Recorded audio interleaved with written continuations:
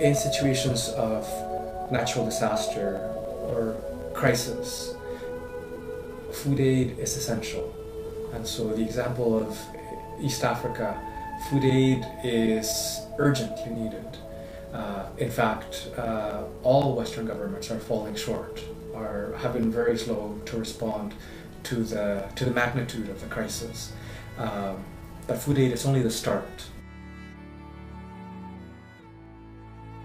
There's a whole process that needs to be supported and facilitated to enable people to go back and to have sustainable livelihoods so that they can reestablish communities after a natural disaster.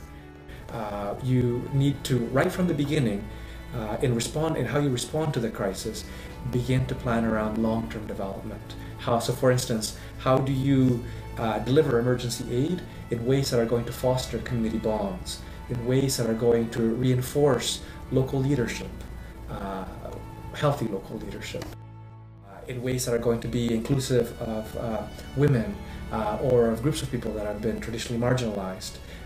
That is now being done by most organizations. The problem is that the long-term follow-through isn't always there, or the resources to do it isn't always there.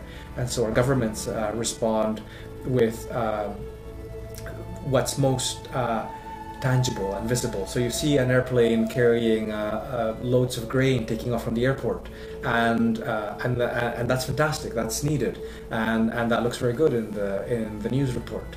But that's not enough on its own. That's only the start. That is why at World Accord we've chosen to focus on long-term sustainable development. We only respond in countries where we already have a partner on the ground who is working with communities that have been affected, so that they know the local context, they know how to work there, and they have the relationships necessary to make sure that emergency aid is delivered to those who need it in the right ways. That is when World Accord becomes involved.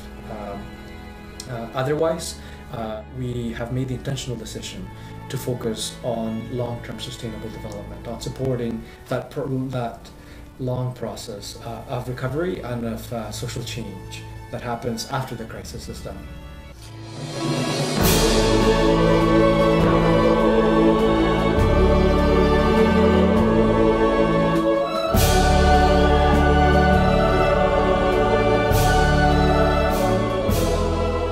If we really want to help, we need to support long-term sustainable development that is going to help create livelihoods, employment, whether it's farming or whether it's trades or whatever people were employed with before, so that they can have